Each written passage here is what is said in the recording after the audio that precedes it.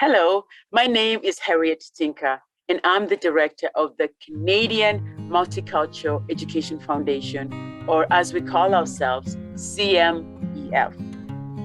I would like to begin by acknowledging that we are located on Treaty 6 territory, the traditional lands of First Nations and Métis. Edmonton is and has been home to diverse Indigenous nations and peoples, including the Cree, Blackfoot, Métis, Nakota Sioux, Iroquois, Dene, Ojibwe, Soti, Anishinaabe, Tutina, Inuit, and many others.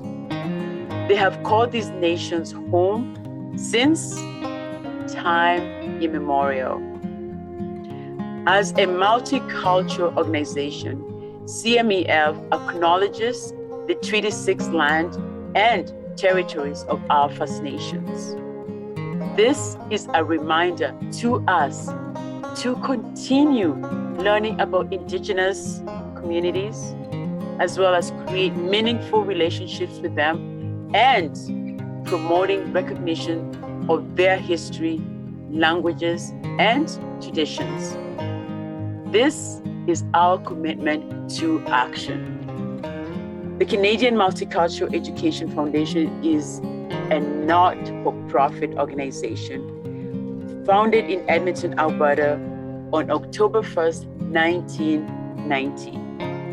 Our mandate is to strengthen the multicultural fabric of Canada through educational and community programs.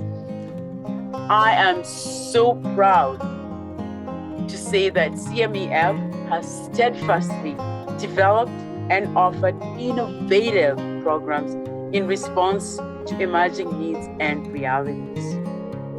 At this time, it is my pleasure to introduce the New Horizons Seniors Project, featuring videos developed and produced collaboratively during the COVID-19 pandemic by an intergenerational and multicultural team of seniors and youth for seniors and youth.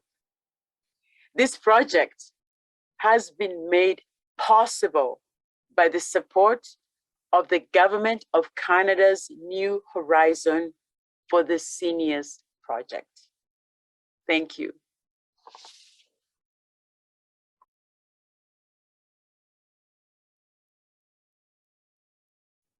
Welcome everyone to this segment. I'm Donna Coombs Montrose, your host this afternoon, your hostess or your co-hostess.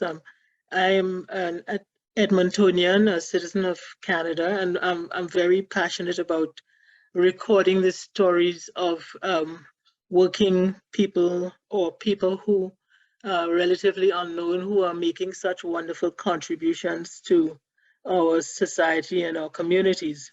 So today, Earl and I are focusing on seniors who have used their creative side, their creativity to inspire others and to live their best lives.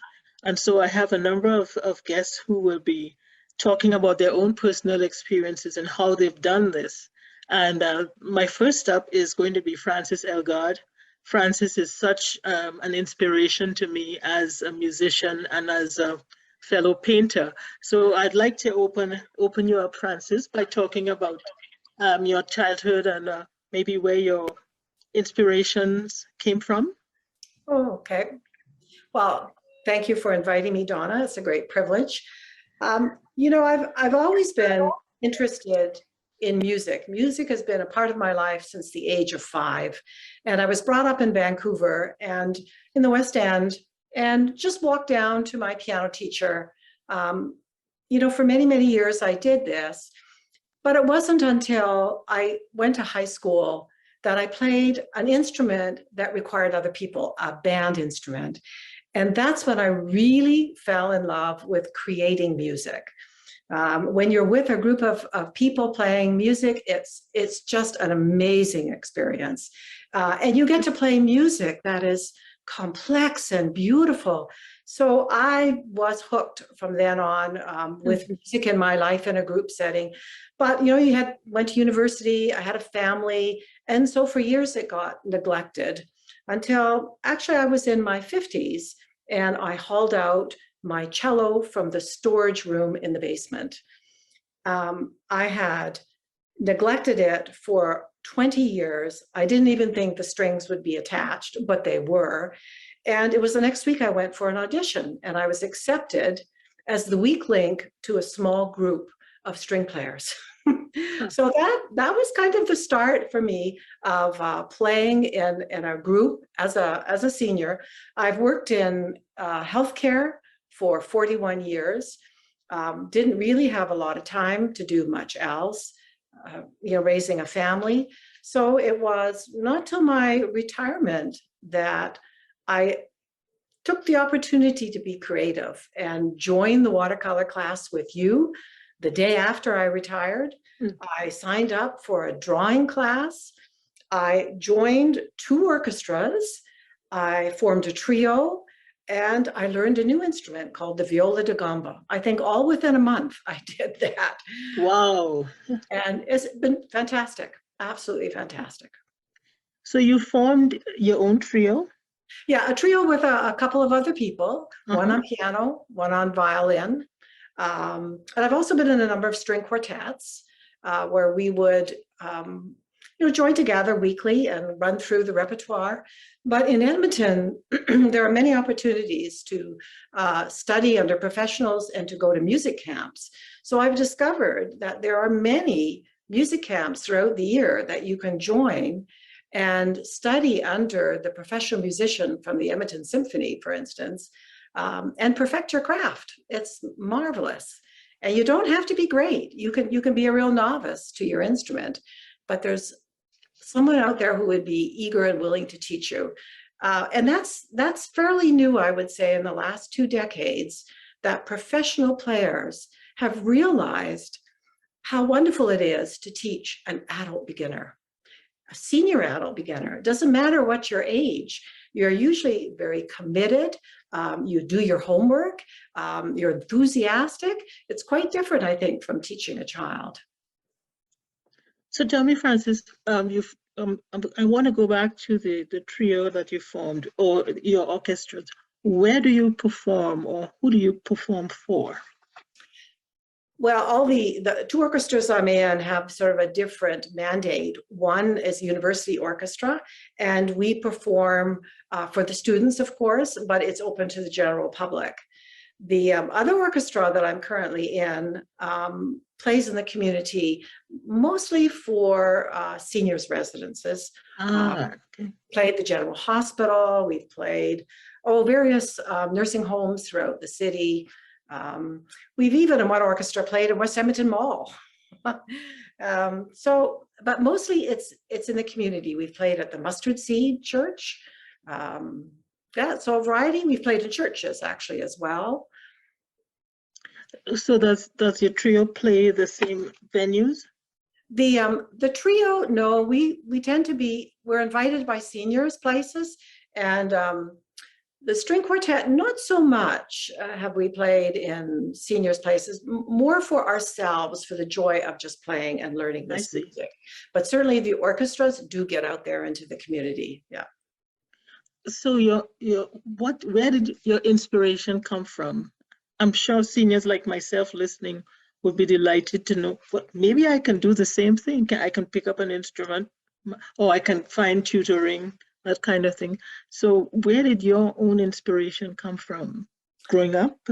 Well, I mean, I've always, again, had music, but I wanted in my 20s to learn the cello. I have always loved the sound of the cello.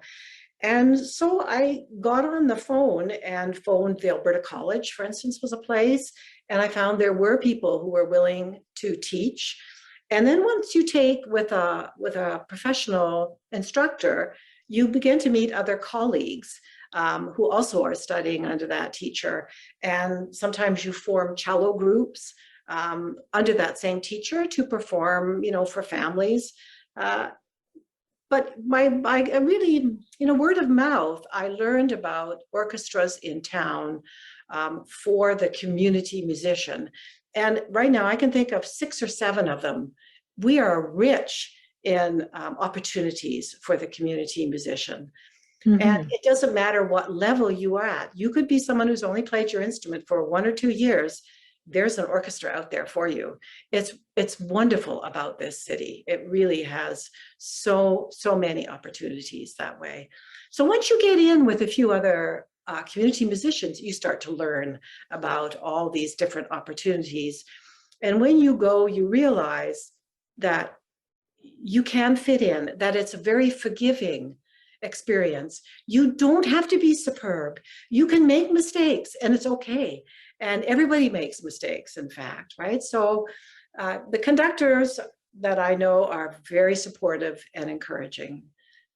So yeah, it's lots of chances there for the person who wants to take up a new instrument for the first time in their 60s or 70s, or they have an instrument hidden away in their basement closet that they can haul out that they haven't touched since they were a teenager. Let me just ask you a personal question.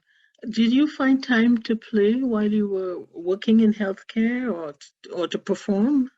How did you come? I was in one orchestra that during my latter working years, I would say from my my 30s I played, but then from my 50s on, and it was only once a week. I could keep up with that and have the occasional cello lesson. I would have bi-weekly cello lessons with a teacher, and I could do that. Yeah. Certainly not as much as what I'm doing now, but I could do a little bit. So you don't have to practice, an hour every day, but you do have to work a little bit at it. But. Did you find a willing audience among the senior centers that you visited? Oh, absolutely. They love it when an orchestra comes to them. There are so many, I think, that don't get out to hear the Edmonton Symphony or Red Deer Symphony or wherever they are. So by us going to them, I know they just love it. This morning, actually, I was in Tofield at a senior's residence, and you could tell that they were so happy to have real music, right? Live music. And we generally get invited back. We know we are appreciated. That's great. Is there? Sorry, Earl, go ahead. I just want to ask Francis. This is Earl. Is a cello very expensive? The instrument itself? There's a wide range. So you could probably buy a beginner cello for $1,000. You can rent. And I would always recommend that someone rent an instrument. If you want to take up the violin, go and rent it. There are lots of places in Edmonton you can rent. The cello I have is fairly expensive. I mean, I bought it many years ago. It was $8,000 at that time, and now it's worth a great deal more than that. And surprisingly, sitting there. Yeah, surprisingly, the cello bow is very expensive. So I think my bow is worth around $8,000 right now. So it is, if you've played for many, many years, it's always good to invest in the best instrument you can afford, but it's not necessary. Some of these instruments, they're very basic, that cost $1,000, sound actually very good. Tell me a little bit about the other instruments you play. So the instruments I most recently took up are called the viola da gamba, or the viol family. And it is a Renaissance or early Baroque instrument. The bass gamba looks like the cello, but it is a very different instrument. It's closely related to the guitar family. You hold the cello bow quite differently, and it has a very unique sound. So limited repertoire, obviously, because you're just dealing with Renaissance and Baroque. But now recently, the viola da gamba has taken off, and more people are learning the instrument and playing more modern music on it. We've had a number of groups come through Edmonton, actually, where someone has played the viola da gamba. Where is the origin of that instrument? What culture or what country? Well, Italy had viols, England as well, and France. I Most see. of Europe were using viols just before the string family took over, before the cello, Mhm. viola, violin took over. Wow. And because it was a softer instrument, it was meant for a smaller studio. Whereas when the strings came in, the violin came in, it's a loud instrument. So then you could go to bigger audiences and bigger theaters. So it took over from the viols for the most part during the classical and the romantic periods. Have you performed at places like the Winspear or? We have actually. I've done music camps, and in the final day, the orchestra performs in the Winspear. We've been conducted by our current conductor, Alex Pryor. That was following a camp called Rusty Musicians.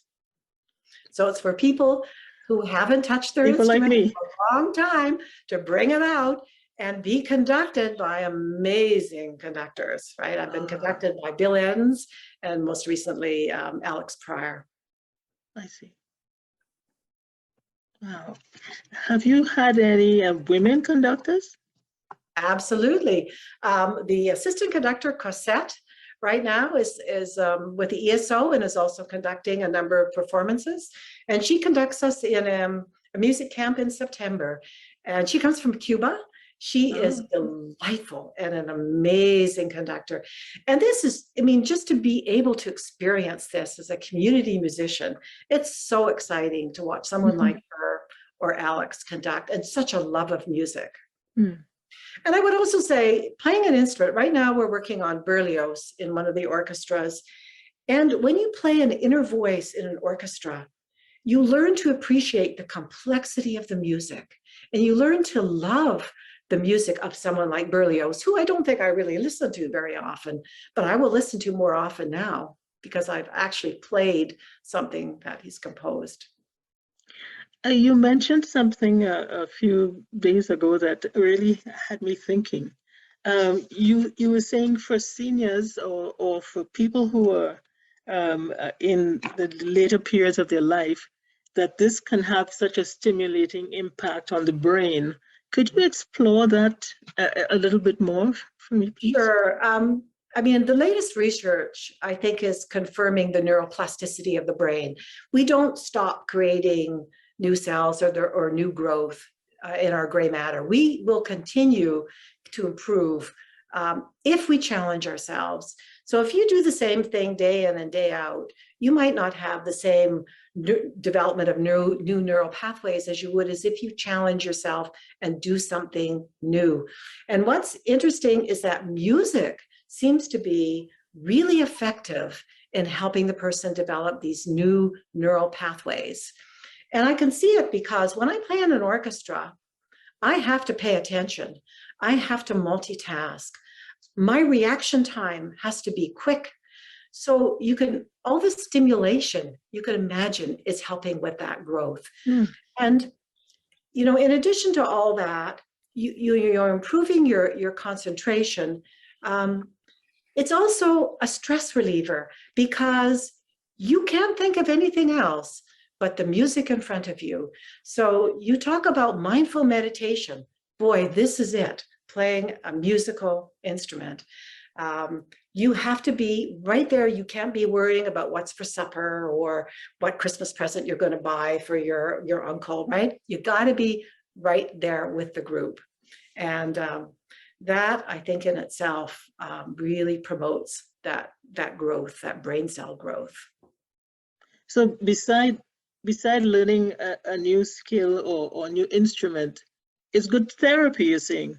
Absolutely. It's a stress reliever because you're not thinking about your worries, right? You're also, you're with like-minded individuals who generally are very positive and supportive of you. And, it's just a wonderful social circle you formed when you're in a small group or a large orchestra. Yeah, so many social benefits. You can't do it at home. You got to get out and go to the rehearsal site. Mind you, during COVID, I continued to work on my cello through Zoom. I would take lessons with my teacher, and that worked. And it's because I had something to work on. So that, again, kept me engaged in producing music. So you didn't miss a beat. I didn't miss a beat. Good. Yeah. I did not. And, you know, I think it builds confidence in yourself too, right? When you have like this morning, it was just such a great performance. We could see everyone enjoyed it, and I was happy with how I played. A sense of accomplishment and contributing, you know, to the well-being of others around you. There's just so many pluses about it. And I want to emphasize, you don't have to be great. You can be a beginner, and there's a group for you, right? There's so many options out there. Well, thank you so much, Frances, for sharing. I want to thank you for the time you've given us, and I just want to ask my colleagues if there are any other. Earl, are you? Thank you. It was Yes. very interesting. You've inspired me to. I have a piano sitting to my right about 6 feet here. And as soon as this program is over, I'm going to get back on it. Good, good. And don't play the same piece again and again. Challenge yourself, right? You get those new neural pathways forming, right? Yeah, no, it's wonderful. And better yet, get someone to come in on their flute and violin and play duets. Ah, great idea. Well, thank you so much, Frances. You've given me a lot to think about as well. And I thank you for so much for giving us your time this afternoon and for engaging with us. We'll meet on the other side. If you have any additional clips you'd like to share with us, we'd be happy to receive them. My team said, can we ask her to play a note or two? I said, well, it may not be that it may not be that easy to do, you know, in this context. Yes, it would take me a little while to set it up. Yes. So maybe the next time we'll ask you to come in with a solo, or, you know, if that's possible. So thank you so much for your time, and we really appreciate the information you've given us and the inspiration to dust off the piano and the guitar that I have sitting next to me as well, and to keep going to discover new pathways. So thanks again. Well, thank you for inviting me. I've enjoyed it. Thanks. Okay, bye-bye, everyone. Bye-bye.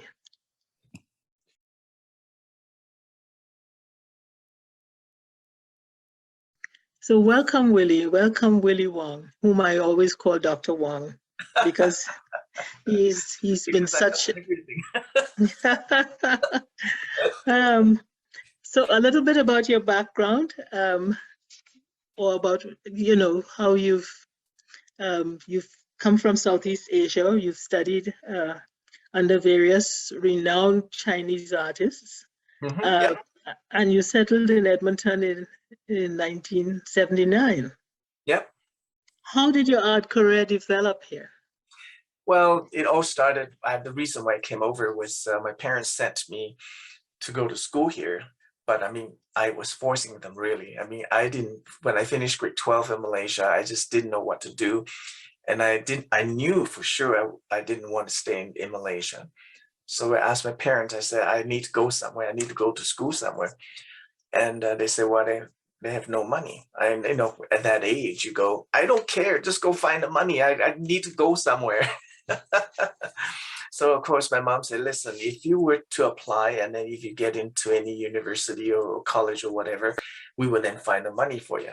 So I sent applications to all over, just about Australia, New Zealand, England, Canada, United States. And I got the answer back first from actually Mount Royal College in Calgary, and then Alberta College in Edmonton. And it so happened that my principal went to U of A, you know, so they suggested that to my parents. I said, well, Edmonton is not bad. You know, so we knew nothing about Edmonton. So then, of course, you know, the most important part was the tuition was the cheapest at that time, you know, Alberta College compared to all the other colleges and university. Even though I finished grade 12, the rule was that I have to redo my grade 12 here in Canada before entering university. So anyway, I was painting quite a bit back home, but music was my first love. You know, I dream music. I hear music. And from a very young age, I wanted to play piano. So that's why all my life, I always thought, I think I was a pianist in my past life somewhere. I must have done something terrible so that I got sent back here to be a starving artist, you know. And so came over, my mom said, no, you can't do art. You know, no Chinese kid allowed to do art. You have to be either an engineer or something important so I can brag about, you know. So I kind of agree and came over and I did my Elgaard College, and then I went to university here to study agriculture. I mean, that was the only opening I can get in, you know, because they have such a strict quota there. But anyway, I just love painting so much. So, you know, after 2 years of studying raising pigs in Africa, I had enough, you know, and I just say, you know what, I need to go back to my painting. If, you know, I think it was too late and I was too poor to do music. So I just kind of picked up the painting again and went to visit a few more Chinese artists here in Edmonton, thinking that I was going to do just Oriental art. And after I did that for a while, I realized that there was really no market for it. You know, not everybody wanted to decorate a house with Chinese art. So then, of course, like a typical survivor, you have to diversify. So that's where I picked up seriously, saying, okay, I'm going to do watercolor, because that was the most inexpensive medium for me to tackle that day, in those days, right? So then, of course, I was really ambitious. I took my portfolio and went downtown Edmonton to go, you know, to go visit all the different galleries on Jasper Avenue. And guess what? They were really quite impressed with my work, and they just signed me on. And then I picked a couple of galleries, actually. And eventually I settled down with Kathleen Laverty Gallery, but she's no longer, she sold it many years ago.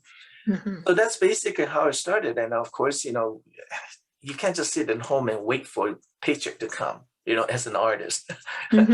So, and then I started teaching, you know, out of my basement and in those days, and someone happened to know somebody from the continuing education, the city of Edmonton. They said, well, you can do the continuing education program. So I started teaching there. No, really, that's really where I started. And you know what? I'm forever grateful for a lot of helpful people who helped me along the way. You know, and especially when I'm new in this country and I could hardly speak English, and you know, in those days, I still can't, or honestly, I just wing it. You know, so like a typical professional, right? You just fake it, you know, fake it well. But anyway, so it just went from there, and you know, working part-time job here and there, but still want to paint and teach and all that stuff. You know, I was only in the 20s, so you know, I kind of have to kind of find my way around, have to find my way around then. So anyway, I picked it up seriously, and that's what we're gonna do. I told my parents, and I know that to be an artist, I'm not gonna make you lots of money and bring you fame and fortune. And my mom, I think she probably cried for a whole week. I only found out many years later, my brothers told me that after you quit university, she was crying all day. Oh dear. Because she can no longer go to the fish market downtown, you know, in Borneo, telling everybody, oh, my son went to university or whatever, right? Oh. It's all about bragging rights, right? You know, they have to have, as a parent, you know, if they're going to spend that kind of money on me, you better have something for me to go and brag about. Yes, I understand. But I don't know if I'm answering your question, but that's really basically how it started, you know, shamelessly going around, you know, selling my work. I was on the board and artist with Art Park many years ago, sponsored by the city of Edmonton. We used to do it in Art Park. And then finally, some members of our group broke off and started the works. Oh, okay. So that was the beginning of the works. And then, of course, the city said we can only fund one art project. And so therefore, seems like the work is getting a lot bigger. So then they won't fund our art park. And that was gone, you know. But yeah, then I went around to the farmer's market and all that stuff. But eventually, Kathleen Laverty basically said to me, listen, if you want me to make you a well-known artist, you cannot do market. You cannot go around exposing yourself to the public like that. You know, for some reason, they honestly think that if you're an artist, truly an artist, you got to be hiding in your studio and paint and not be visible, and nobody can contact you directly, partly because they want to make the commission, right? They don't want people. But I mean, it was a verbal agreement. I said, no, nobody's buying it directly from me. So, and then she trusted me. And then we did that for many years, you know, and that's basically where I start. So at that point, my work, well, really, you know, due to her effort, she managed to put my work in the art bank in Ottawa, and into University of Alberta, University Hospital, Lois Hall, you name it. It's just like in every organization, Royal Banks, and so quite a few company I've never heard of, and it's probably not in existence anymore. So she was really into corporate kind of art collecting and all that kind of stuff. So, you know, and I did that pretty much for a while. And then she managed to send my work across Canada. So I was showing in Calgary, Vancouver, Montreal, Toronto. And, but it's only when they started to take 60%. And that's when I quit. And then for the last almost 20 years, I'm just doing what I'm doing. So the whole project was based around your art being at that price, but they keep the revenue? Yeah, they take 60%. Wow. You know, it started out 40 in the beginning, in the 1980s, and then, you know, 90s probably up to 50s. And then the late 90s, they're starting to take 60%. But for me, it's just, it's a losing game for me, because when I had the 2 shows sold out in Montreal. I have 2 shows here in Edmonton sold out within a week. And that's really unusual for a first-time artist. And but when you finally get that paycheck in your hand, you have to pay for your framing, you have to pay part of the invitation, the hors d'oeuvres of the opening night, insurance, you name it. You know, I have to pay for all that. So then, of course, at the end, I looked at it, I'm going, I might as well go and work for Walmart. I'll make more money. I see. So That's this is the only thing about being an artist in Alberta. You have to apply for grant, and which is very difficult. So it depends on who you know. And, you know, and so I'm not good at grant writing, you know, so I do it the hard way, you know, so I just want to do it on my own. So, and you know what, I have no regrets really, you know, just doing what I want to do. Yeah. So Earl, do you have any question for me? Am I doing okay? Doing great. Tell us about your experience teaching. How is teaching different than painting, or better or worse? Or well, you know, it's partly the income, you know, that I know that I'm getting paid at the end of sessions. But most importantly, it was my chance to be able to speak English, or try to better my English, or my public speaking skill, which I struggle at times. You know, depends on how much sleep I have. And Donna knows about that. Okay. But Yes, yeah, I do. you know what? I enjoy teaching because quite a few years I was in Canada alone. And to even meet people, having friends and people could talk to, you know, means a lot to me. You know, and I truly, and Donna can vouch for that. I'm truly a people person, you know. Yes. And for me to be painting in the studio by myself, I did that for 1 year, and I just almost, you know, dead at the end. I just couldn't. So through teaching, you've taught, you know, for many years you've been teaching, have you? Yes. So you would say you've taught hundreds of people over there. Well, I started teaching when my son was born, and he is now 37. I see. So it's easier for me to keep track of how many years I've been teaching. So I taught for the university. You know, I was probably one of the very few instructors that they have without a diploma or a degree, you know, but they like my style, they like the way I teach, and then they hired me to teach. And I was in between some program in the U of A and also in Devonian Garden. I've been there for like since the beginning, you know, 37 years teaching with them. But at the Devonian Gardens. Yeah, till last 2 years, the pandemic hit, that just shut down the program altogether. Right? I see. Yeah, but then of course I teach, Earl, I did a lot of school because my name just kind of passed around among the school, and I do kids from kindergarten to 12, but mostly kindergarten to 6. Just about central and northern Alberta. I do all the schools around and in town too, and plus the art groups, all the different art club. And in the summer, I teach for the radio college for the series and things like I that. see. Yeah, so I do a And lot of teaching. you're out of Lethbridge sometimes, you say? I did Lethbridge once, but it's just too far. But hear you. I did southern Alberta, Calgary, Okotoks, and High River and all that stuff. All around the province. Which is more You've been out of province too, have you? Yes. You had a project. BC. I did it in Nanaimo and Vancouver Island. Yes. Yes, Earl. which is more fun to teach, kids or adults? You know what? It's a different categories altogether. The kids, I'm excellent with kids. They love me because, I can talk to them like I'm a kid and we have fun. And to me, everything has to be fun. I cannot be too serious because I'm not a serious person. I have a rotten childhood and I don't want to be miserable.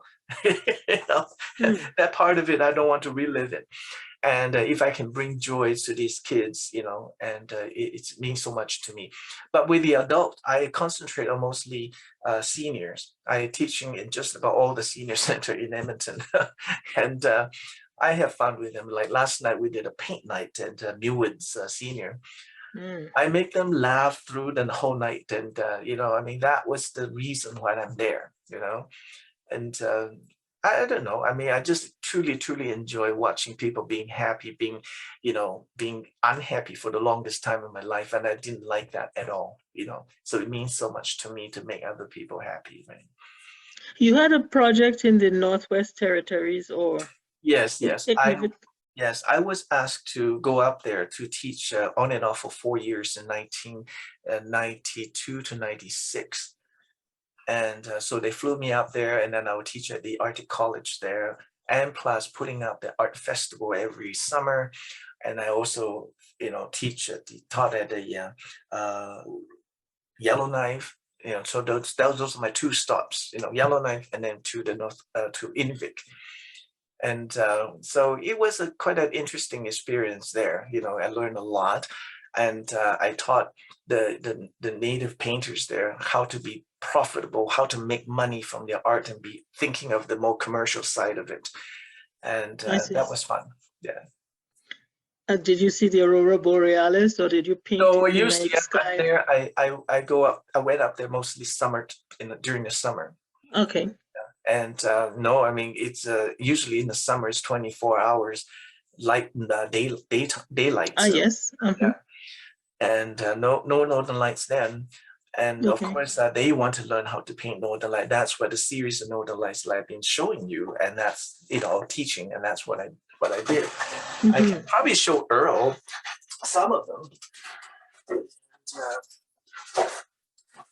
Second here.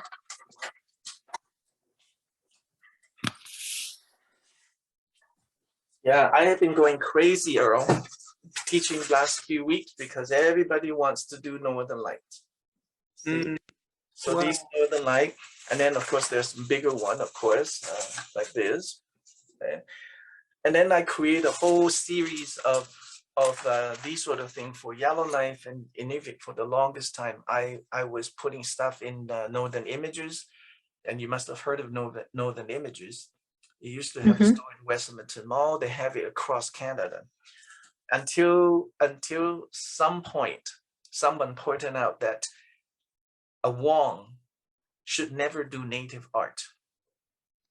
And I think that was kind of the start of the cultural appropriation thing. Appropriation, yes. Yeah, and they just don't believe that me being a Chinese should do Northern Lights because the images should belong to the native people. I see. And so I basically have to quit selling stuff in bear claw and Northern Images and all that kind of stuff. So it's kind of interesting how that works. But at the end, they basically say no, it doesn't hold water. Anybody can paint Northern Lights. Do you have a favorite? In favorites? Well, I did a lot of still life. If you look at the wall back here, that was my last painting of the tulip, the pink tulips back there. Yes. See? And it's a full sheet of watercolor. Usually I spend quite a long time. Those are the painting that went to all the gallery. It's always I Fuji. see. Yeah.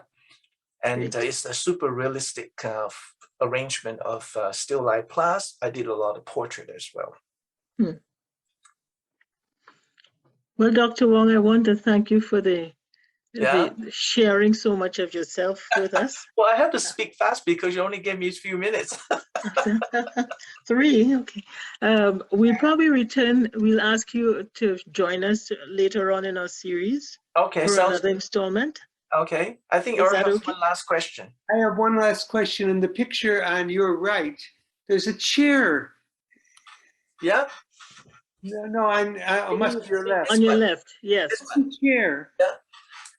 It is like a silk screen print by by Renoir, and it was signed by the Renoir's great grandchildren or somebody. Ah, Yeah, it's actually an original print from the family, from the Renoir family. Do you oh, know that they have Renoir family living in Alberta? no, didn't know Yes. that. Yeah, so the family owns a lot of rights to these images, so that when they get the master printer in Europe to print them, and at one point they were selling them, So I thought, oh well, I would never can afford to own an original Renoir, but a print signed by the Renoir, it's actually literally signed with the last name Renoir on it. So I'm sure you're familiar with that print. It's like a picnic under something rather. Right? Oh, Wow. okay. Yeah. So you're hanging artists as well.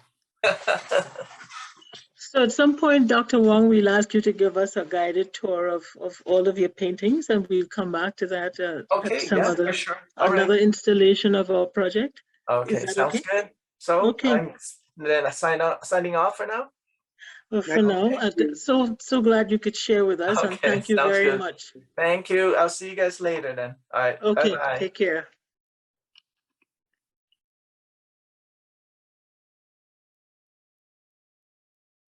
Welcome. Thank you.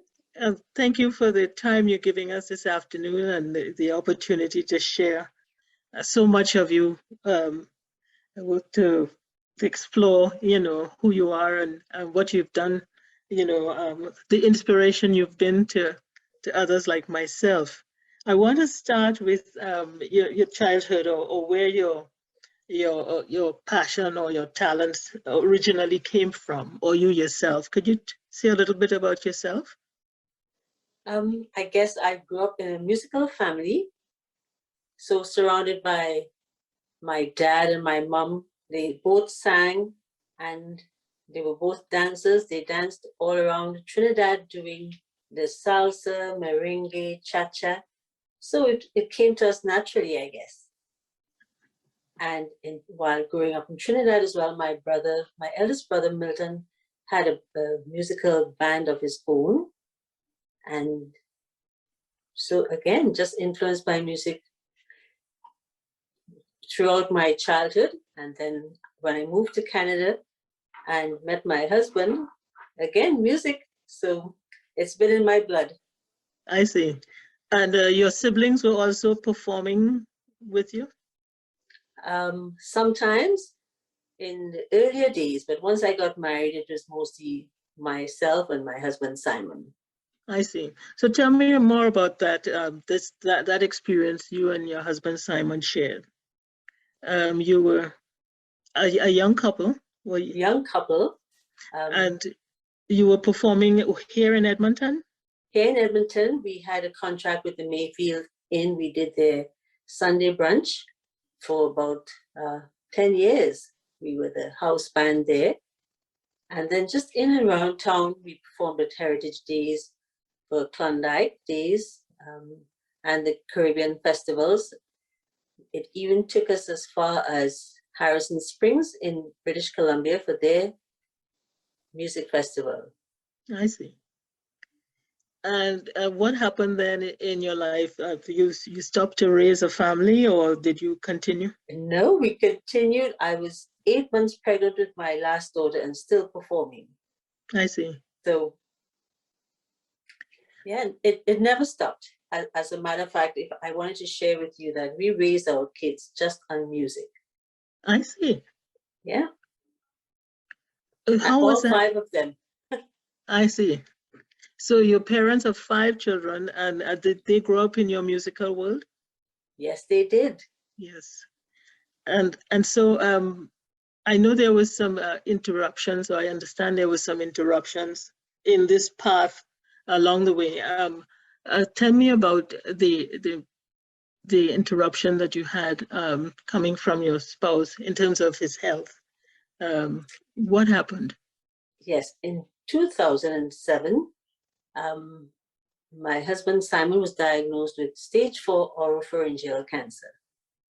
And the doctors actually had given him a few months to live and said that he would no longer be able to sing. That was the end of his singing career. But he proved them wrong, and he's still alive and well and still singing. Maybe not as vibrant as before, but still an inspiration to others. So at what point did you decide to move to closer to a different industry to continue your singing career?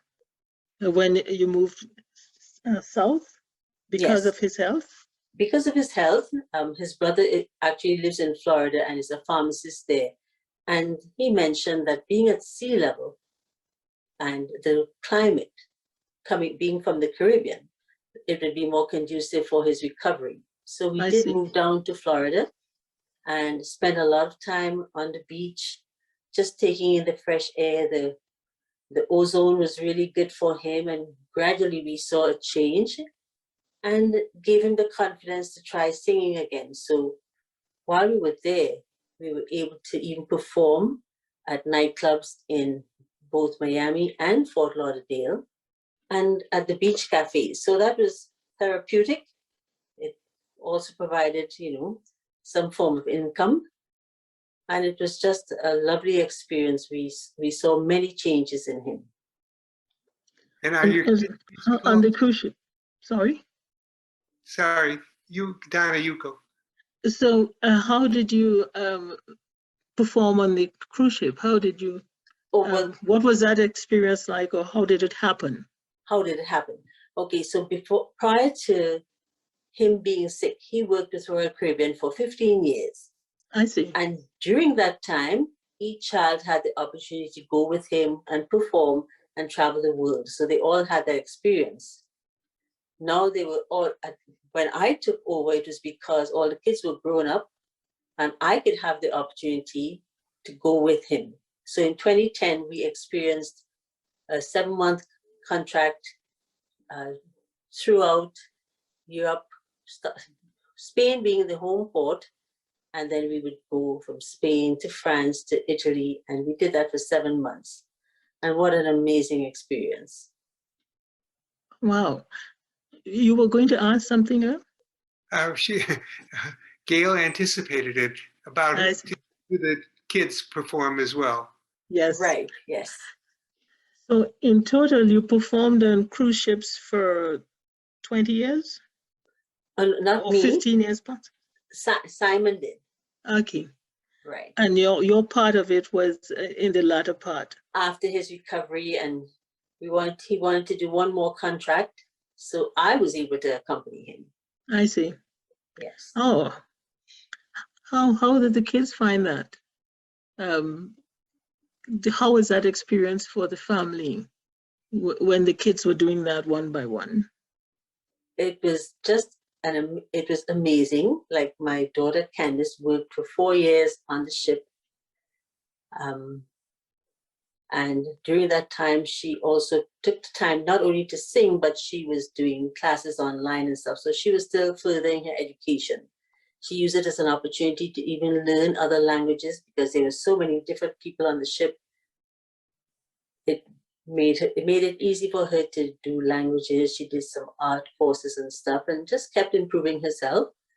And it actually helped each child in that it looked really good to have an international experience on their resume.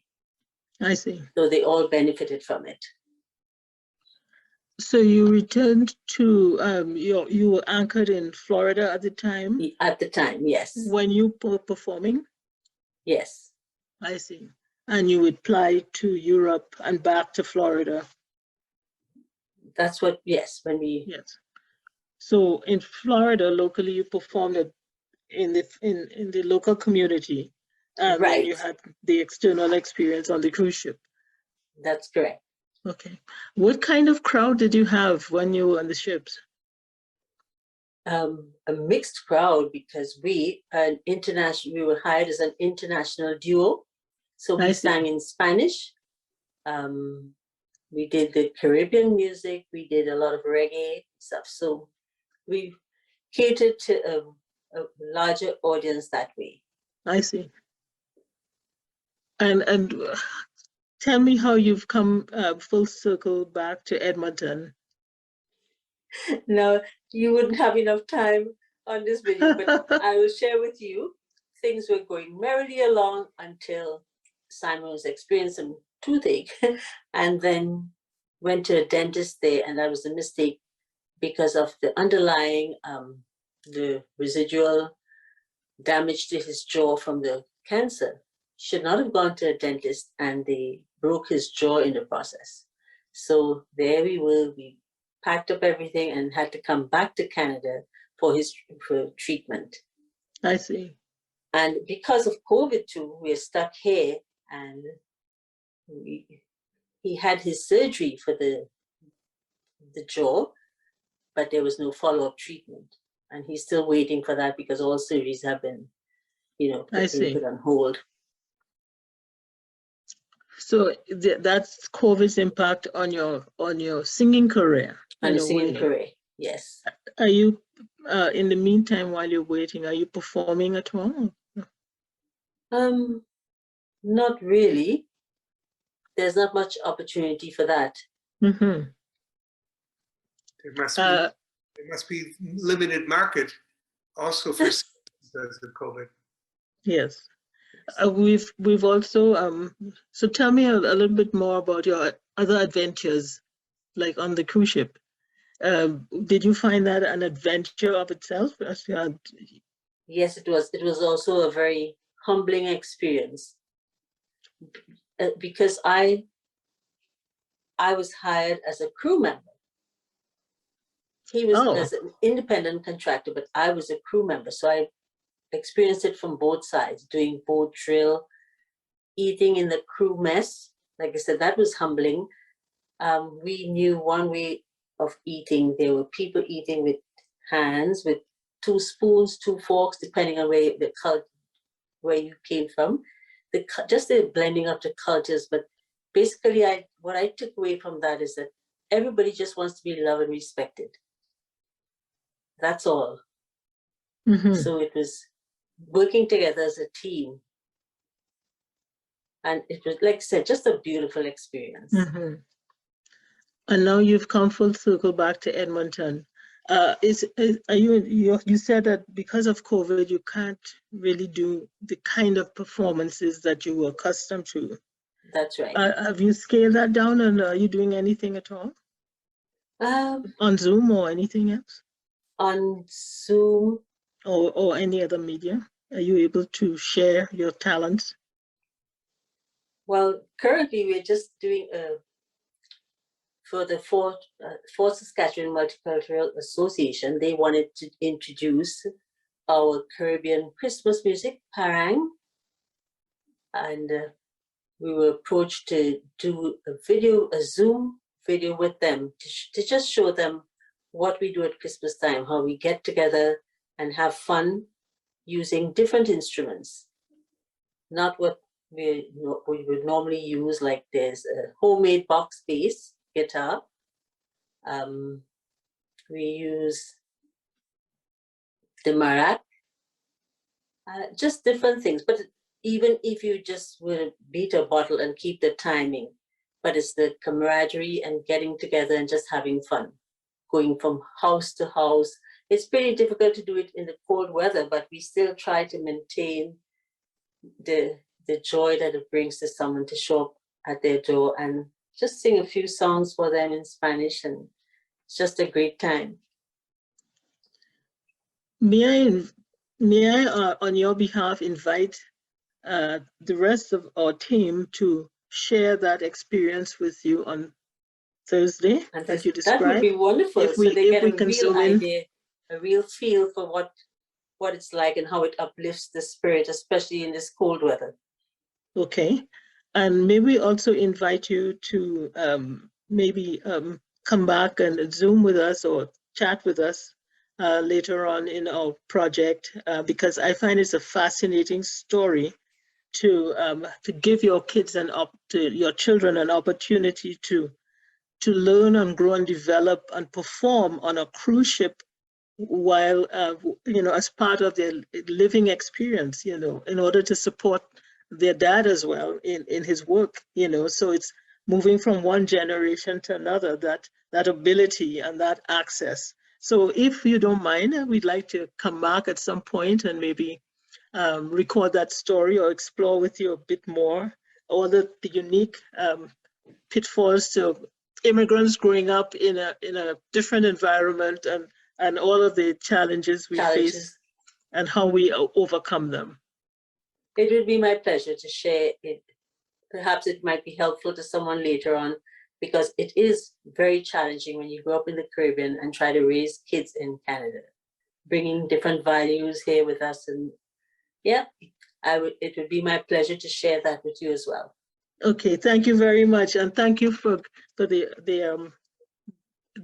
opportunity you've given us to chat with The you. pleasure And was we all look mine forward to be able to share continuing. my story. Nice to meet you. Same here. Take care. Take care as well. Bye. Bye.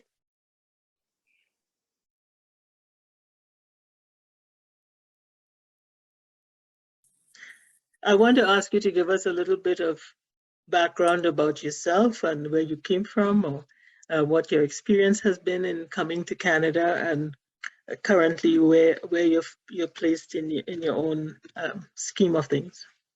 Well, I am originally from Trinidad and Tobago, born and grew in the oil field. I did my apprenticeship as a young man in the oil industry. In Trinidad, the apprenticeship system is a little bit different to Canada. In Trinidad, you start your apprenticeship when you're 14 going on 15. Around that time, in Canada, you can do apprenticeship anytime.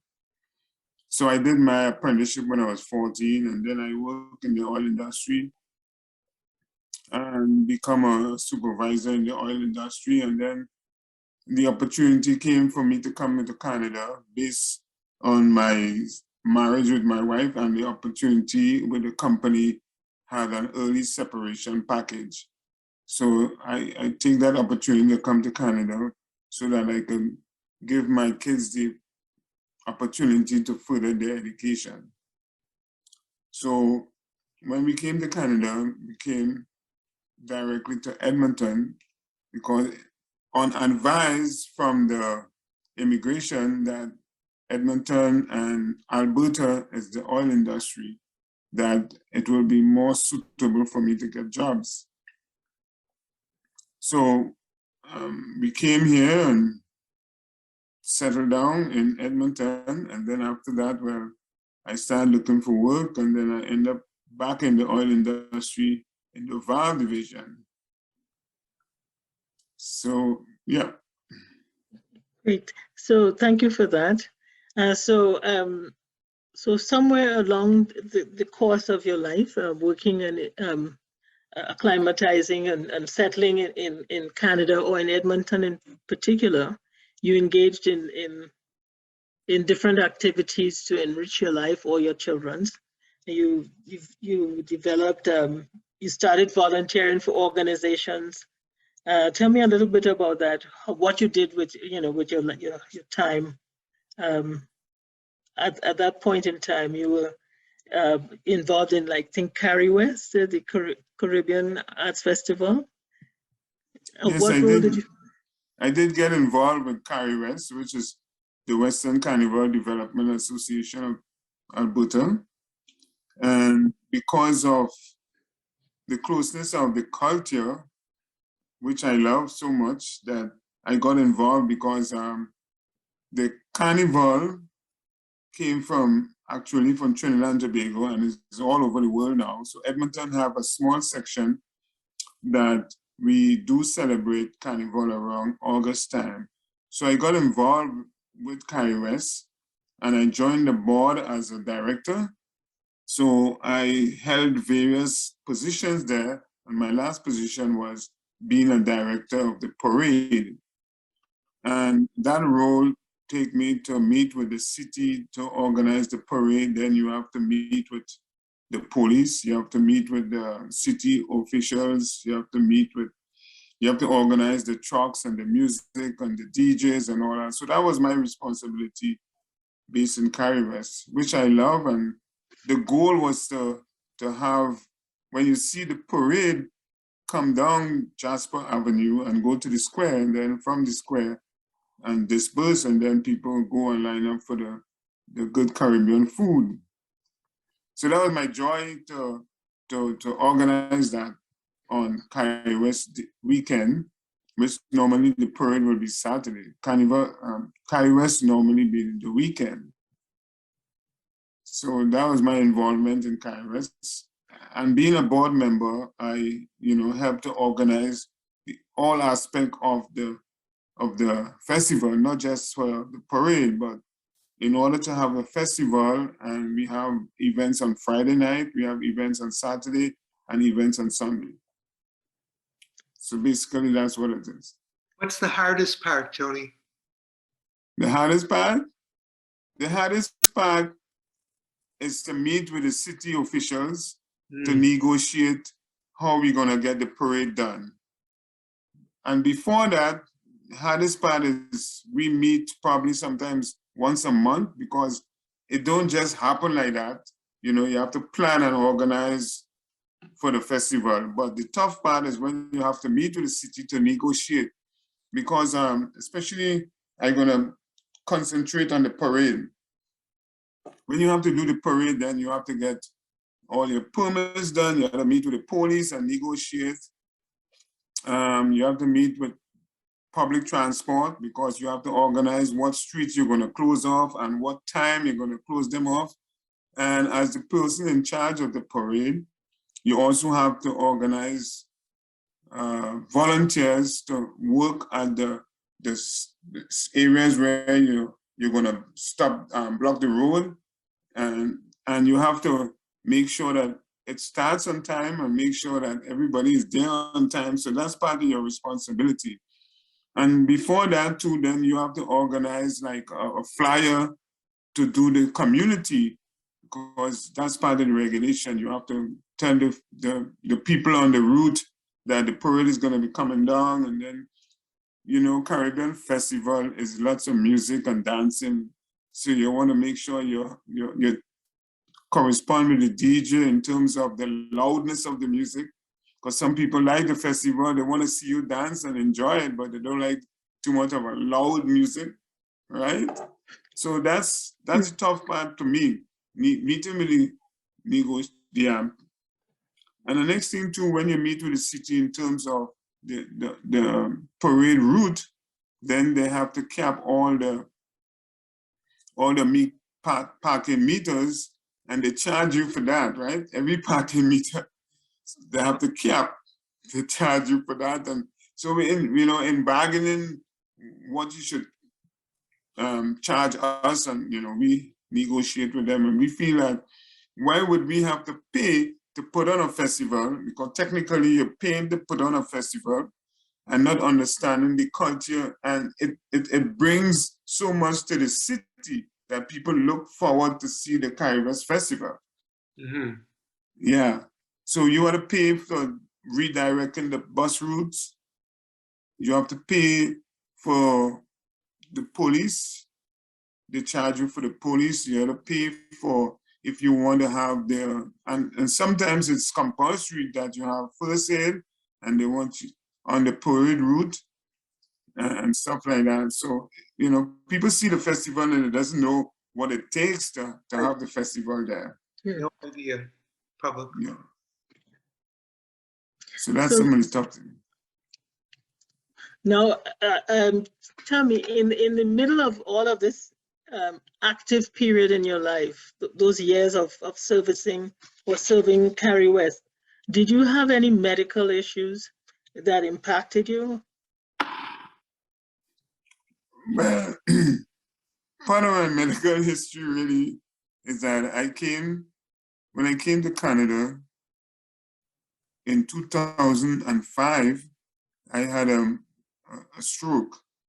No, I'm not looking like that, but I had a stroke in 2005 and they took away, I was not allowed to drive until I recover and did some therapy and then I get back my license. And in 2007, I had a heart attack. They put in 2 stents in me, but that did not keep me back from the drive that I have to better myself in terms of my health program and to give back to the community. So I maintain a health program for myself, and I still continue doing that. I do walking every morning, at least 2 hours, 1 hour, sometimes 3 hours in the morning. And I try to maintain a good health diet so that I could continue with the program that I am on. And also, I use that to inspire other people, because people saying 5 o'clock in the morning, you're getting up to go on a walk. So, but I know some of those people. Where did that come from, Tony? Hello? Where did that drive come from? We're trying to stay alive. It came from. No, I say the walking, but the giving and working for kids. Okay. That came from probably my family background in that, my dad and, we always involved in community. So was part of my goal, and it come from the family atmosphere, and you want to give as much as you can, voluntary, and you want to see, for instance, like Carrie West, it's a cultural thing, and you want to promote your culture and then merge with other cultures so that we'll have something, outstanding for the city. And that was one of my goals. I know that in giving back too, I am also involved with a seniors association. It's called SWESA, Southwest Edmonton Seniors Association. So I'm a member of that board, and I'm the chairperson of the fundraising committee. And it's tough to raise funds in this pandemic situation now. So that's one of my goals, to have that association stay afloat in terms, you apply for grants and you apply for other stuff like that, but excuse me, your fundraising is an important part. And one of my successful project that I had, we had a 50-50 online draw last Mother's Day. And before that, I was involved in an Oktoberfest. But now that this pandemic situation, we have to probably wait until we get a casino or something like that. It goes to all non-profitable organizations. So that's part of my goal right now. And I try to stay fit with my walking. I do a little bit of pickleball, which is getting, very popular in Edmonton now.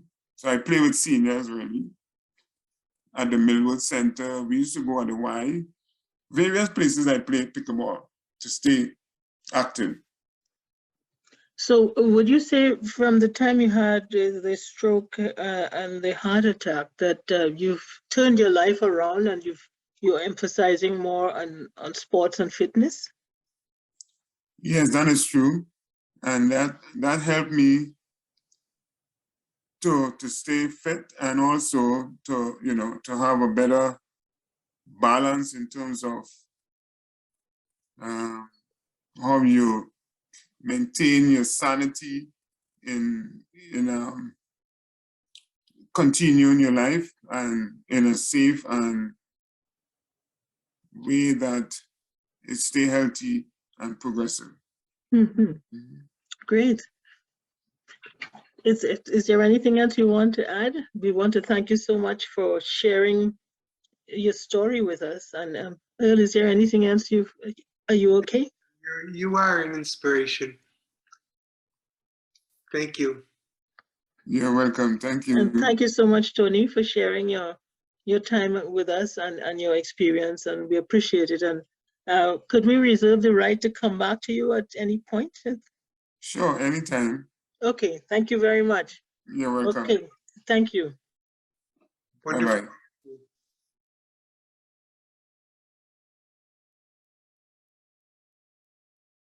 Welcome, Inskip, and thank you for agreeing to do this. I really appreciate the time you're giving us this afternoon. Earl and I want to start by asking you to say a little bit about yourself and who's Inskip. Tell us a bit about coming to Canada and what you engaged in, or how you hone your careers. Well, my name is Inskip Spencer. I was born in Port-au-Spain, Trinidad. I grew up in Europe.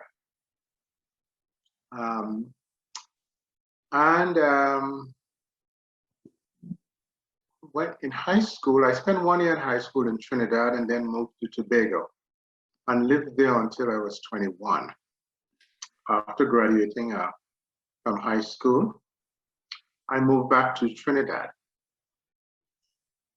And I was in Trinidad for 3 years, during which time I worked at the Prime Minister had a project, I can't remember what it's called, and I worked out of the office there.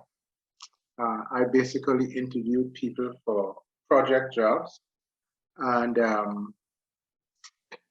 forwarded their names to different project managers. So did you come to Canada after that? Yeah, I only spent 3 years in Trinidad. I got accepted at the University of Winnipeg, and I came there and I did my BA. And after I graduated, I headed off. Well, the bank came interviewing students, and I just went for the interview just for practice. And lo and behold, they called me and told me that I was a management trainee with them. And I thought, what the heck, just go. I mean, it was not a path that I was interested in, banking, that's the last thing I would think of. But I thought, gain some knowledge. I went and for 2 years, I was with the bank. And there were parts of it that was interesting and other parts that were boring. But after 2 years, I thought that I better go. And when I first came to Canada, my intent was to go into seminary, become a priest. So I went to Ottawa and I went to contemplate the priesthood for the White Fathers in Ottawa for 1 year. And after that,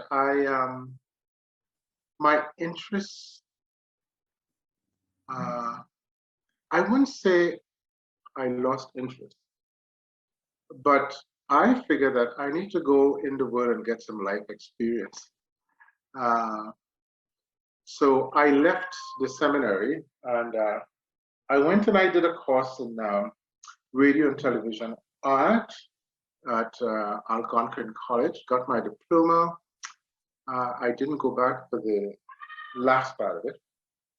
I moved back to Winnipeg and decided to go into social work studies. So I went to the University of Manitoba and pursue my degree there. While I was at the university, I got involved in the Caribbean community and served on the board of directors. And then they sponsored, I had an idea to start with the knowledge that I developed with radio and TV, to start a program, a Caribbean type program. It was a Caribbean news magazine. And the organization, they sponsored it. And it was on the community channel. And it was a wonderful experience. I mean, to design it, I was the executive director and producer. And it ran for the period of time that I was there for the next 2 years. And after I left, it was still going strong. I also served on the editorial board for the magazine of the same name, Caricana. And I also served, there was a cultural show in Winnipeg that very, very popular called Folklorama. Very similar to the Heritage Day Festival here. But it's on a bigger scale. So I served on that board, but also was involved in organizing the pavilion for the Caribbean folklore. And then I headed off to Edmonton because they were looking for social workers at that time, lots of social workers. So I came to Edmonton and I signed on and did social work here for another 5 or 6 years. And then I was looking for a management position. So I got called to Kamloops, BC, and I became director of a program there. During which time I started up a program for street kids, which was one of my crowned in You did that in Kamloops? Huh? You did that in BC, Kamloops, you said? Yeah. Okay. Yes. Mm-hmm. I started off, I was one of the directors, and we had quite a few satellite programs. The one that I was responsible for was what we call a assessment program, where the kids with whatever problems they come with, presenting problems, they come into this assessment program, and over a period of 3 weeks, we would assess where they can go from there, whether it's thought disorder, whether it's behavior, or whatever the case is. So my program will decide where they are streamlined after that. So we did baseline work on what the presenting problem was, then siphon them off to where necessary. I see. So when did you come to Edmonton? Well, I came to Edmonton from Winnipeg. That's when I practiced. I see. Okay. And then, as I said, I was looking for a management position and I got it in Kamloops. So that's why I moved.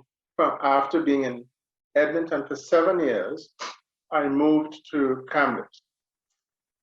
And I was there for 5 years. Unfortunately for me, well, no. I loved Edmonton so much that every time there was an opportunity to come back, I would drive back to Edmonton, whether it's on long weekends or holidays or whatever the case is. Unfortunately, one Easter weekend, I was coming back to Edmonton, also with a friend's daughter, and was involved in a head-on collision. And I unfortunately got some head injuries as a result. And it wasn't long that I had to leave my job because everything had to be, start from scratch. My job involved a great deal of public speaking, also putting on workshops and things like that. I couldn't do that after that. So I see. I So you decided came to back come to back to Edmonton. I applied to NAIT, and I got into the cooking program. I liked cooking, and so I thought, well, in my counseling, psychologist said, well, Inskip, for the time being, if there's anything you can do with your hands, that'd be a good help while you sort of kind of see if you can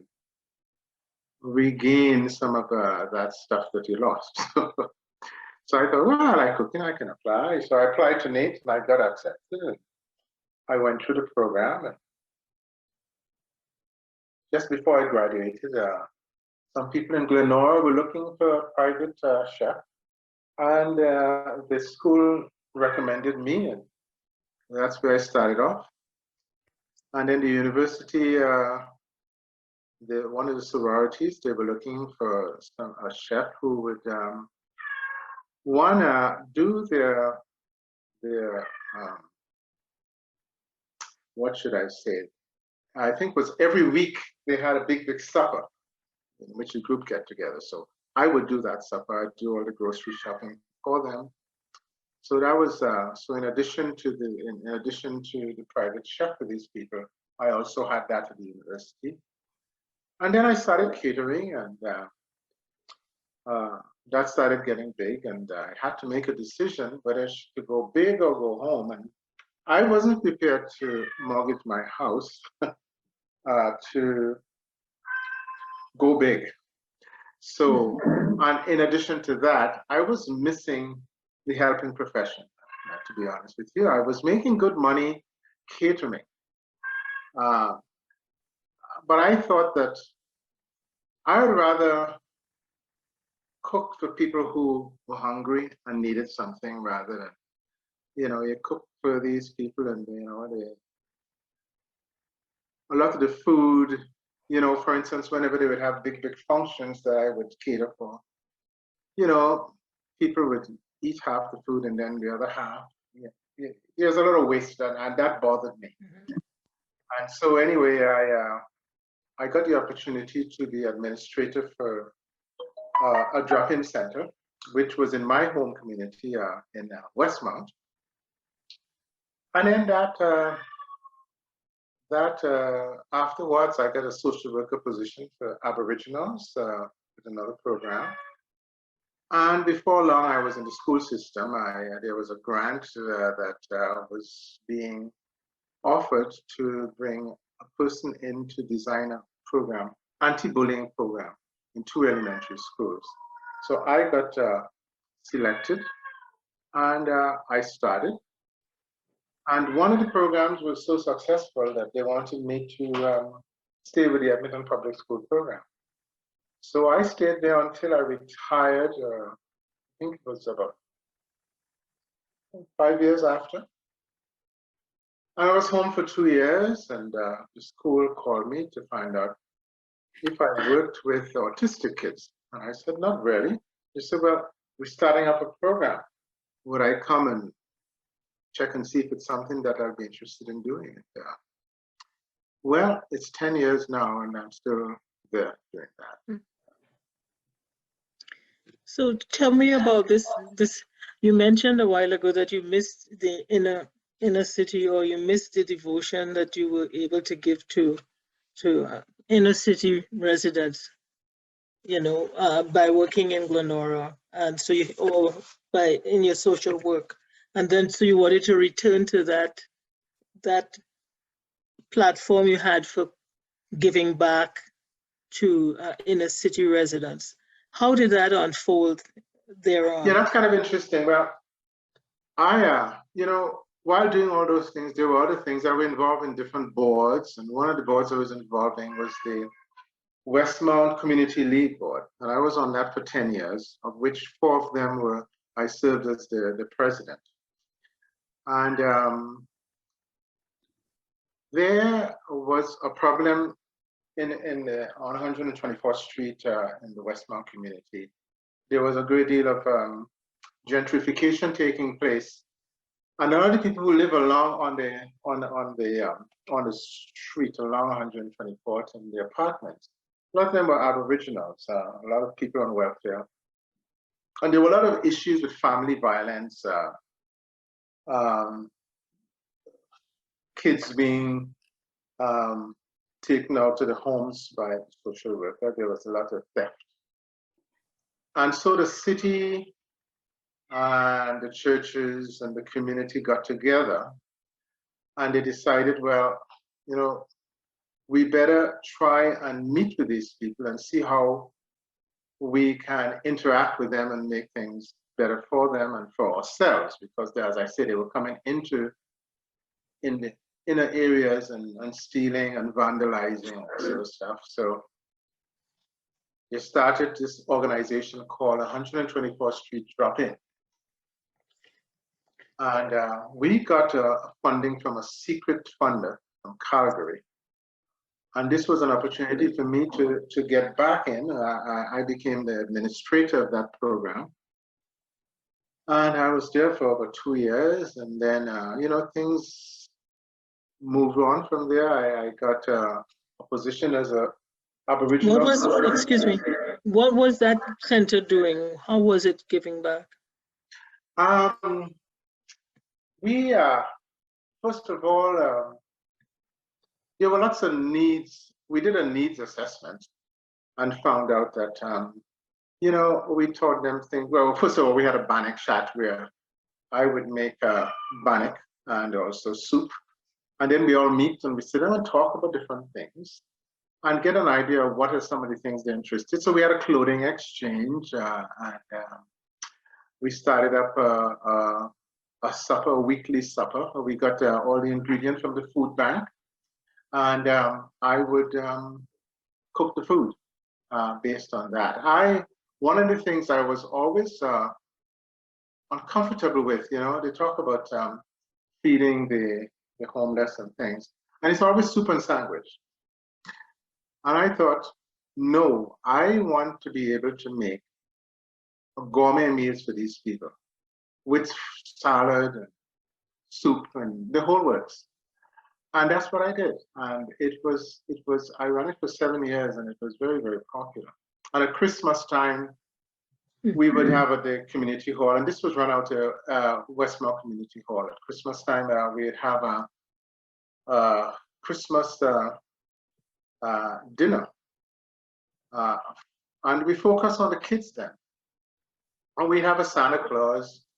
We'd get a lot of gifts donated. And every kid who came, because we'd have the parents send in and let us know how many kids coming and how many gifts they would need. So there was always enough gifts for the kids. And I would bake the turkeys. Sometimes we bake 15, 20 turkeys. It was busy. It was fun times. Then we had a program teaching them how to cook simple meals on a tight budget. That was a good one. And so what we do is we bring them into groups, and we had somebody who would teach them all about shopping and groceries and in terms of proper nutrition. And they'd buy grocery in bulk, and then they will cook about 5 or 6 dishes. And from those dishes, each family will be able to take home food for about a week or something like that. So then there were other programs that were developed, some for kids. And there are others I don't quite remember. There was one that I ran for 20 years. It's called Penny Carnival. Started up for the kids. And that was run again out of Westmount Community Rink and the neighborhood around there, in conjunction with the City Shack program and one of the churches and the community league. And it attracted as much as 300-400 kids. It was fun. It was lots of work. But yeah, as I said, after 20 years, and I started doing a lot of international travels, and nobody came forward to take it over. So tell me about your support for the AIDS network during the 80s, and bring it up to the pandemic period now, and how you've been able to combine. In the 80s, when AIDS became, well, when it became a pandemic all over, there was a lot of, what should I say? There was a lot of negativity towards that community. And so lots of people were dying in their homes, dying on the streets, dying all over. Anybody who lost a lot of weight, they assumed that you had AIDS, and you were shunned. Families disown their children because they had AIDS, and so they die alone in their apartments. A lot of people didn't tell anybody they had AIDS, they just isolated themselves and died there. So a group of people, and it's this now we're talking about the world over, a group of professional lawyers, doctors, teachers, anybody who had any interest in humanity, form an organization called AIDS Network, because the religious community turned their backs on these people. The overall community turned their backs on them. These people say, well, like, they are human beings and they should be attended to. So they had, as I said, doctors, lawyers, teachers, social workers, everybody, and everybody take on a role. Okay, when I got involved with them, I took on a more spiritual role. And the role I took on was organizing memorial services for families who had somebody died of AIDS. And that was very, very interesting because it was an extremely sad occasion. Some family would come and they feel so guilty that they basically disowned their son, but then the guilt took them and they came out. And they were asking for counseling and different things. From that came make referrals to different counseling services. Were you also able to, sorry? Yeah, after that, I wanted to get to the front line of things. And the reason for that was because both my parents passed away while I was here, and I was never at their bedside to say goodbye. And so I said, this is an opportunity for me to be a bedside of people who need someone who cared. And so Catholic Social Services, they had a hospice called Carers House. There were two of them. But Carers House is the one, it was on 149th Street and I think 129th Avenue. Anyway, so they had advertised on the Edmonton Journal. They were looking for cooks who were willing to choose a day of the week to come and cook for them. I chose Sunday, and I didn't know what to expect. I've never been in the vicinity of anybody dying. I didn't know what to think, and I didn't want to have any preconceived notion. I went and presented myself, and I know we're almost out of time, so I'm just trying to to get a really important experience I know you've had out of you before our time runs out. I know you have been involved in preparing meals for people in a city, and this is since the pandemic started. Could you describe that experience a little bit? Well, it's kind of interesting because, as you know, one of the things I took up during the pandemic is walking. And during one of my meditations, I remembered 30 years ago, there was a pandemic. And I went and I cooked for the people who were dying of AIDS. Now, what would I be thinking of 30 years from now, of what I did now? So my church were having these supper stuff. So I went and I offered up my services. And they told me, well, you want to be in charge of a team, a cooking team. So that's what I did. And we prepared meals that I like cooking gourmet meals. So I was interested in barbecues and breakfasts. I told them that's what I'm interested in doing. And so I would prepare meals. And at that time, it was me alone. And then there was this young kid, I think he was 15, So how many people would you be cooking for? About 100, 150. Okay. And we have a team that will package the food and take them to the inner city, to Boyle Street, to the different places, outlets. And also they went, some went and just handed out to people on the street. And that went on all summer last year, all from spring right through to summer. Are you still involved in that? I am still involved in it. We took a sabbatical for about for the summer to sort of rest, and then we started up again in the fall last year.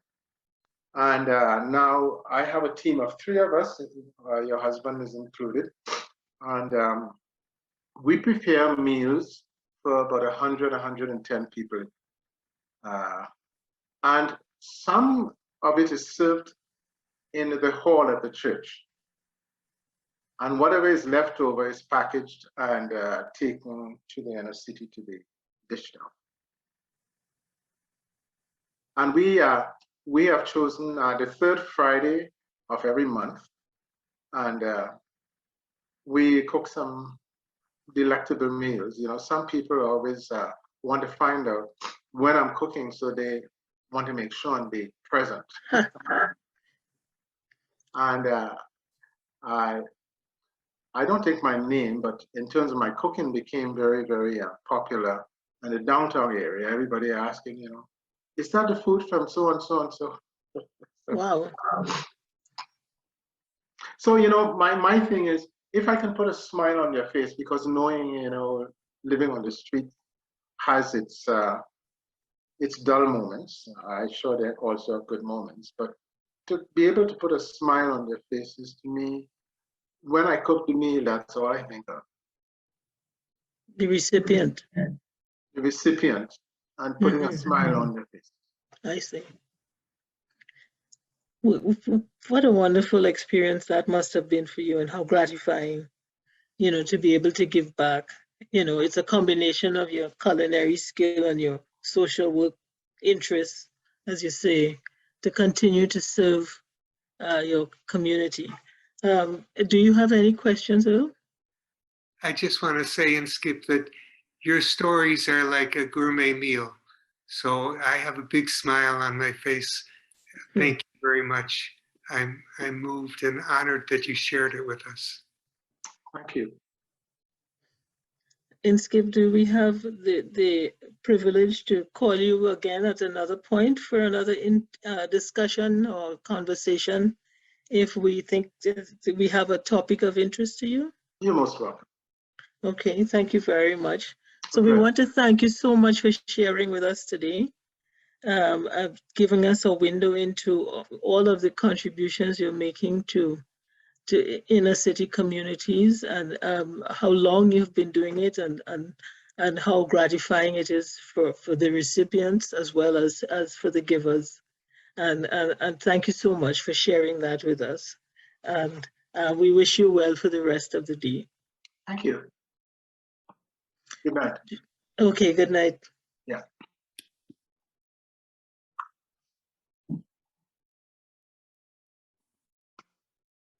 Do you?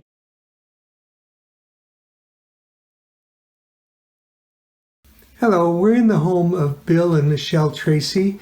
Bill and Michelle Tracy are collectors of Indigenous arts, and we're honored that they're going to share with us some of their favorite pieces. Please tell us a little bit about yourselves. Well, I worked for 27 years in the provincial government in the Department of Culture as a heritage planner. And since retirement, we've had the opportunity to spend more time on our real passion, which is collecting Indigenous art. We've had curated 5 exhibitions and numerous speeches to private groups and that sort of thing since we retired. So retirement is wonderful. Michelle? I was a teacher at Northwest College, and this is something that Bill and I would do together out on the weekends. We'd go drive out into the country and we'd meet people. We'd maybe buy some pieces. It was a fun thing to do together. Tell us about a piece. Well, one of the first pieces that we had in our collection was this painting by Spencer Asa, who is one of the Kiowa Five. I was working in Providence at the time, and my friend and I took the day off and we went junk store shopping. I found this as we were leaving the store. It was on the floor, unframed, face up, and I almost stepped on it. And it turned out to be a treasure for which the man had asked 3 bits. I didn't know what a bit was, and I offered him 75 cents, and he was happy and I was thrilled. So this is something that we have really enjoyed. So, Bill, if you would tell us a little bit about. Surely. I am moving now from Oklahoma to the Arctic. This bust is by Johnny Bo Ashevak. We believe it to be his wife, Kanojawak, who you may know from Canada Postage Stamps. Both very famous artists. Lives in Cape Dorset. The reason we think it's his wife is this is not the only one he's ever done in terms of portraits of his wife. And one of the giveaways on it is the double braids in the back on her hair. The stone is very distinctive also. It comes from a quarry between Hall Beach and Cape Dorset, and that's the only place that I'm aware of that you can find it in the Arctic. But now, shifting from the Arctic to the Southwest, one of my favorite pieces is this Navajo wedding basket, which, by the way, interesting enough, are not made by the Navajo. They're made by the Paiute, who are a neighbor, and they make it and sell it to them. And this has been going on for centuries. There are Navajo basket makers that do marvelous work, but at any rate, I had wanted one of these for a number of years, and what had happened was I found them a little pricey for my taste. So I was in the visitor center at Acoma Pueblo, and I saw these baskets, and they were half price. Great, half price, this is wonderful. So I selected one, they're high up on the wall, and I asked the clerk if she could bring it down for me, and she got a ladder out and went up. She was halfway down the ladder with it, and for reasons I don't even remember why, I said to her conversationally, why are yours so much cheaper than they are anywhere else? And she said, smiling, because we get ours from Pakistan. I said, all right, well, I won't be buying that one, thank you very much. And I found this one several years later at a place called Two-Story Trading Post on the reservation. And they were still so fresh that you could smell the yucca in them, the yucca being the plant material of which they're made. It has a distinctive smell. Unfortunately, it no longer smells. But at any rate, I was very happy to lay my hands on this. Thanks. What else you got for us? I have this is my absolute favorite belt. It's beautiful, and I love it because it was made by Mrs. Philemon Umperville from Brochet, Manitoba. She is gone now, but she was a very dear and wonderful friend. And she only made 3 of these belts, one of which I was very fortunate to be the recipient of. The inspiration for this belt came from a poster that was hung in the local school. It was a government poster showing different Indigenous crafts. And this is her personal interpretation of those designs. All 3 belts were different. How did you know Mrs. Umperville? Oh, Brochet was the first place where I had a teaching job. And so I taught school there I taught school there with grade 2 and then grade 2, 3, and then grades 8, 9. And I got to know Mr. and Mrs. Umperville very, very well. They welcomed us into their home. What else do you have for us? And well, we have this wonderful birch bark basket, which we bought at High Level in Alberta here. And a taxi cab stand. Not the ordinary place that you find such things. But this is from, in fact, Assumption, made by a very well-known basket maker, Susan Akamatnachi. And we'd only seen these in photographs. We'd seen them on posters and that sort of thing. And we had, when we were up in High Level, we had no expectations we were going to find anything. But there were 3 of these in the taxi cab stand. We bought all 3. And actually, I'm not sure that we've seen anything of this quality since then. And that was, probably going on 40 years ago. What's it made from? It's made from birch bark. And this is spruce root lacing. And one of the things that's very nice about it is that the lacing is very tight. Nowadays, if you can find anything like that, it tends to be spaced out. It's not as well done. And the strap and the tie is hometown moose hide. Hometown moose hide. Yeah. Now, just to bounce around a little more, this particular piece is from the Sonoran Desert. Where's that? It's in southern part of Arizona. I mean, in fact, this piece is from a little village called Hikiwan, and it's very close to the Mexican border, which among other things means that Michelle gets stopped by Border Patrol every time we go down there as possibly an illegal alien. Not me, but her. Anyway, our first trip down there was unsuccessful, which is to say, although I had directions for an old magazine article of how to get there, we didn't manage it. But we had to stop and ask for directions in this really small town. We just lost the road. And Michelle went into this motorcycle shop, which was one of the things that was open, to ask directions. And they very kindly provided us the right directions, set us on the right path.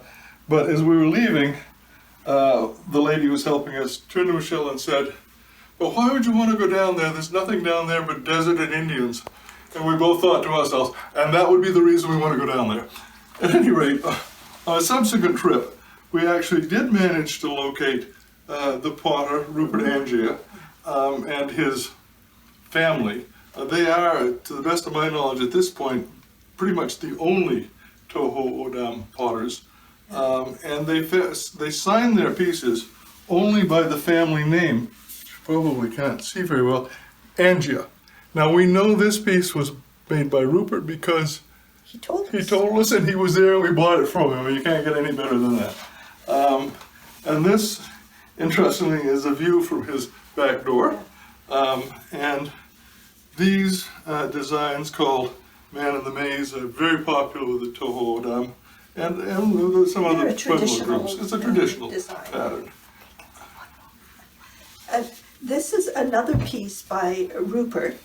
And we know that it's by Rupert because it has action figures on. If you notice, the man's leg is lifted, and here, this guy is really giving it, you can see his leg high up.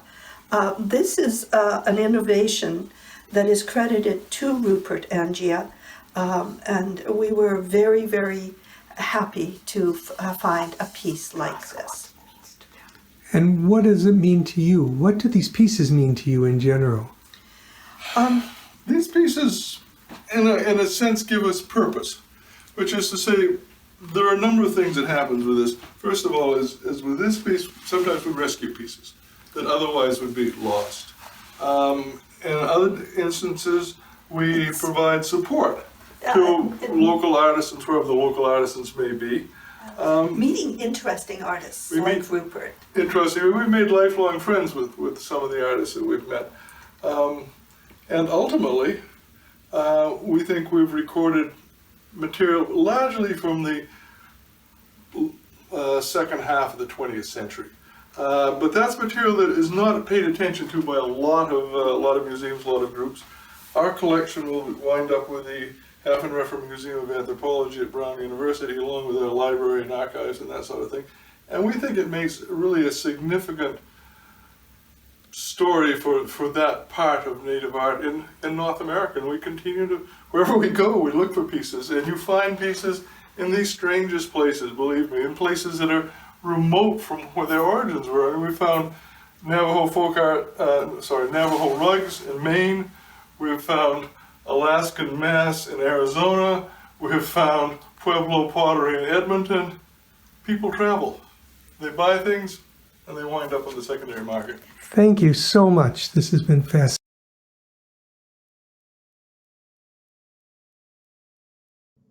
Greetings. My name's David Baine, and I'd like to talk about my hobbies. This is part of a program in which seniors talk about their hobbies and those creative things that they do that give meaning to their daily lives. I'm a firm believer that busy hands are happy hands, and I like to go to bed each night with a plan for the next day, things that I'm really looking forward to doing. But maybe I should introduce myself. I'm 84 years old. I'm a retired professor of educational psychology, and I've been retired for 25 years. It's really following retirement that I decided to get involved and explore different kinds of hobbies, and I've done some wood carving, some writing. I think everybody tries to do a little bit of writing, and everybody tries to do some watercolors or similar types of paintings, and photography. Photography seems to be my major interest. So today I'd like to focus on several aspects of my interest in photography. But how did I get involved in photography? Well, I used to teach cross-cultural psychology, and I worked a lot in places like India and Africa. And here's a picture of a woman that I came across in India. She's cleaning those dishes, those cooking utensils, not with soap and water, but with the sand that she finds in the pathway there. And so she's scouring the pans in that manner. So I could bring these pictures home and give my students an insight into what life was like in rural areas of developing countries. Well, after doing sort of documentary type of photography, I decided to do more conventional photography. Alberta provides lots of opportunities for that. I got a map, first of all, a list of the grain elevators throughout the province, and I traveled about and I took pictures of all of the grain elevators I could find. Then, of course, around Edmonton, we're in parkland geography, and again, lots of opportunities for different kinds of pictures, and this is one of my This is what I call representational art. This is the way things look in the natural environment. It could be people or buildings or trees or animals or what have you, but it's representational. Each image represents exactly what was seen. Well, then I thought, well, why don't I get involved in something that's a bit more creative, something that's a bit different. And I thought about abstract art. And I wanted to capture pictures of abstract art that was found in the natural environment. I didn't make, this is a picture, I should tell you, of naturally found oil floating on a slough in Elk Island Park. If I moved a little bit to the left, well, the sun's rays changed and the picture disappeared. A little bit to the right, the same thing happened. But I captured this picture. It's a natural picture, and I wanted to find these natural abstract pieces of art and expand the environment, that we could look at the environment in a different way and discover new aspects of beauty. Well, here's another picture of abstract art. This is natural. It's the way it was found. This is a truck in a wrecking yard. The upper left of the picture is the hood of the truck, and to the right side is the fender. Apparently, this truck was painted with blue and yellow and other paints that have started to fall off over time. So this one, I call that line down there the meridian line. This is again another picture of abstract art. Well, then I thought, well, I could expand again. Why don't I mix representational art. So that's the trees and the bench there. That's a picture that I took in Spanish Banks in Vancouver, and then mix it with something that's abstract and again interesting. So this is a mixture of abstract and representational art. And the background, I think that was an old car door that I found again in the wrecking yard, and I put the two of those together and made this creation.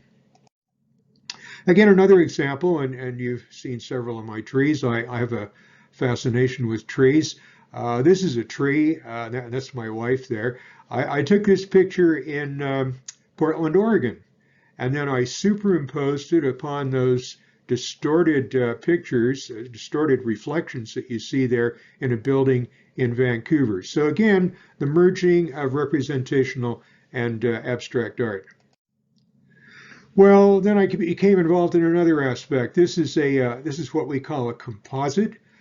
These are people that I have met in various parts of the world, and so I started doing composites. I do a composite of a family, putting together all the members of a family, or of a ball team or something like that, or of a child, a person developing from an infant up to an adult. So sort of a chronology.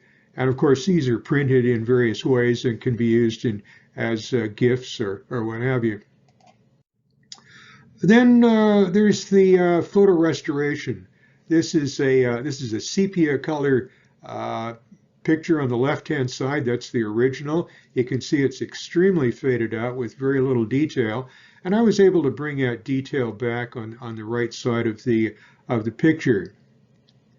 Well, a little bit more challenging perhaps is getting the right color representation. So this man was graduating from a particular faculty at a university, and it was important to get accurate color representation for his graduation gown, and of course to get rid of these blemishes and make his face the right color. Well, this is my printer. What do I do with my pictures once I've taken them? I do display my pictures, and I have displayed them in galleries. I show them in restaurants and make them available for purchase. And I print them in several different ways. Well, this is a sheet of aluminum. I can put that into my printer. And this is a tree that I took in Arizona, and I superimposed that onto this rusty metal background here. And so, as I say, that's printed on aluminum. And then I also print on canvas. Here's a picture, your standard picture of a rose, and I've made that into a sketch by using the computer to add these lines around each one of the petals. Then I've printed this on canvas, and I've stretched that canvas over a wooden frame that's behind the canvas here. This is called a gallery mount, and it's a standard way that pictures are shown in a gallery. This one is your basic frame behind glass picture. This is a 16 by 24 inch photograph. That's a black and silver frame around the outside of it, and of course it's mounted behind glass. So what do I use for my photography and computer and printer programs? Well, I use Photoshop CC. It's an online program that gives me just a wealth of opportunities to do photo manipulations and augmentations and so on. I also use a complementary program. It's called On1 Photo Raw. And in particular, it's got the effects sub-program that I use for tweaking things, making things a little bit sharper or adding a little more color or that type of thing. The resizing, the On1 resizing program is marvelous. It uses fractals, a method of increasing the size of photographs without losing any of the detail. The Nik Color Effects Pro gives me lots of options as well, but in particular, I like that Topaz noise reduction program because many photographs, and if you're not familiar, you may not be familiar with the idea of noise. And noise, if you look at a picture, sometimes you can see this, just looks like it's kind of a sandy finish. And that topaz noise reduction can get rid of that dusty or sandy finish and make for a much sharper picture. I have a website. It's photographybybaine.com. It shows some of my work. I print and sell note and greeting cards. Some of those are personalized. Might be a picture of Jennifer, and on the front it says a note from Jennifer, and maybe it describes something on the back. I do photo restoration, as I mentioned, and also photo augmentation. I can take people out or put people into photographs upon request. I can change the colors, change the background. If you want to look as if you're in the Bahamas, I can do that. I also scan and improve photographs and slides for archival storage. And you've seen that printer that I have. I can print, as I mentioned, on a great variety of different types of media. Sometimes people give me their original artwork. Doesn't matter what size it is, I can scan it and print it into various types of media. I really enjoy my hobby, and I hope you found a hobby that you enjoy as well. Thanks for listening.